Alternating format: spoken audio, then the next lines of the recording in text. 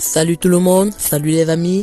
Alors, bienvenue dans votre chaîne préférée, l'information en temps réel, la République de l'info.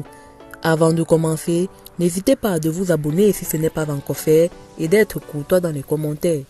Du côté du Mali, l'un des principaux groupes armés évoluant dans le nord du Mali a décidé lundi de s'engager en faveur d'une fusion de tous les groupes armés d'ex-rebelles ayant signé un accord de paix avec Bamako en 2015.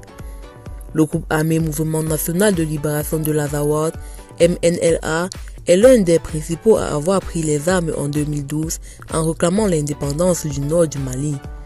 Avec plusieurs autres groupes réunis sous la bannière d'une coalition, la coordination des mouvements de l'Azawad CMA, ils ont abandonné leurs revendications autonomistes et signé en 2015 un accord de paix avec d'autres groupes pro-gouvernement et les autorités.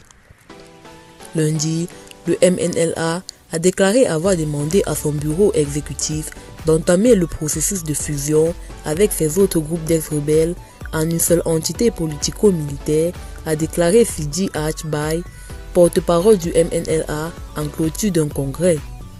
Quand les trois mouvements de la CMA vont s'unifier dans une seule entité, ça va donner de la force, que ce soit dans le domaine de la politique ou dans celui de la sécurité, a réagi Salah H. Ahmed, notable présent au congrès du MNLA. La réunion, qui s'est déroulée à Kidal, dans le nord du Mali, entre samedi et lundi, a rassemblé plusieurs centaines de participants. Les relations des groupes armés ex-rebelles avec Bamako s'écrivent en dents de scie. L'accord de paix signé en 2015, qui prévoit entre autres des mesures de décentralisation et de l'intégration d'ex-rebelles dans l'armée nationale, n'est que très peu mise en œuvre.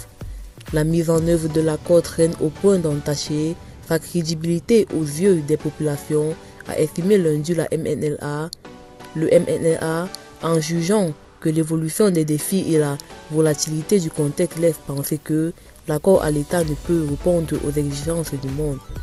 Les autorités ont annoncé début août la réintégration de plus de 26 000 ex-rebelles, mais de nombreuses questions liées à cette intégration sont en suspens. Les effectifs réels d'ex-rebelles, comme ceux des soldats de l'armée nationale, restent par ailleurs flous.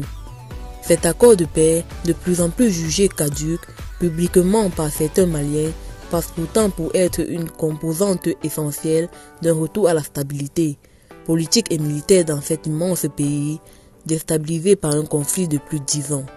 Eh bien, c'est tout pour cette note d'information. N'hésitez pas de mettre en commentaire vos impressions et à très bientôt pour une nouvelle note d'information.